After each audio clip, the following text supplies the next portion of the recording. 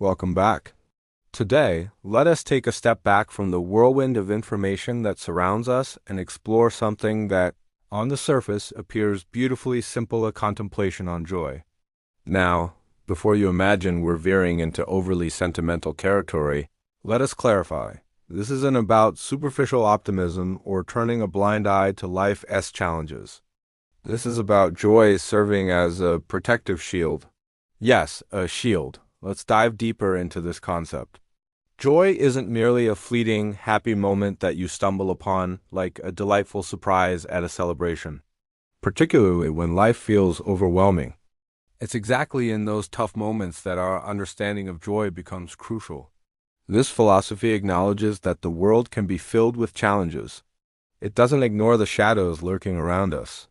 Rather, it proposes that our hearts have the inherent strength to traverse that darkness, provided we know how to wield our emotional resources effectively. And the first step? It all begins with one essential principle: keep your heart open. Now, I realize that sounds lovely in concept, almost poetic, yet in reality, it can be incredibly hard. When life throws curveballs, our instinct often drives us to retreat, to build barriers around ourselves. But this philosophy invites us to do the very opposite. To navigate this journey, three guiding pillars emerge, urging us to maintain that internal openness. Embrace love freely, practice forgiveness readily, and cultivate laughter frequently. Let's pause on that middle pillar, forgiveness. In a world that can feel harsh, the idea of forgiving easily seems monumental, doesn't it? It feels risky, almost unfair. But consider this. Forgiveness isn't merely an act of kindness extended to someone else. It's a vital act of self-preservation. When we cling to grudges, we inadvertently seal off our hearts to shield against pain.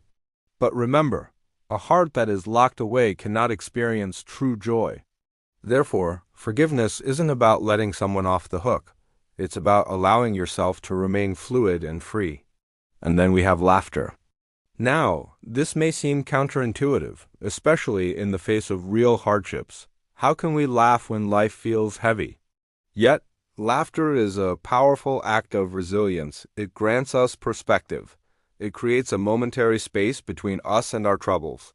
If you can still find humor amidst the chaos, then you maintain your sense of self, refusing to let despair fully take hold. You assert that the light within you remains brighter than the shadows surrounding you. This leads us to a beautiful metaphor, the heart as a source of radiant light. Imagine it glowing even in times of darkness. But this idea doesn't just stay personal, it extends to the broader community. A light doesn't merely brighten its own space.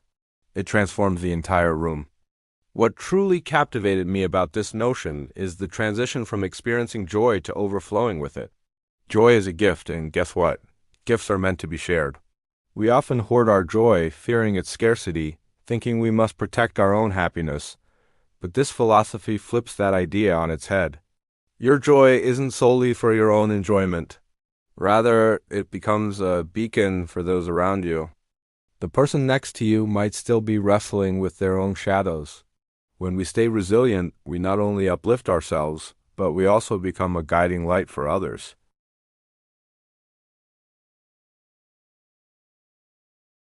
We illuminate the paths of those who might be lost.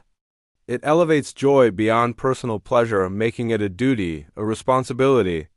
When we retreat into ourselves, we not only diminish our own light, we darken the space for everyone else as well. It's a reminder that when faced with darkness, our most potent weapon is to generate light and, most importantly, to give that light away. As you traverse your day, remember, it's not solely about enduring it. It's about expanding your capacity to uplift others, too. So hear us a thought to ponder. If joy is indeed a gift that thrives on sharing, does clinging too tightly to it risk snuffing out its glow? It's a beautiful paradox. The light flourishes most when freely given away. Thank you for joining this exploration with me today. Until next time, keep that spirit bright and share the light.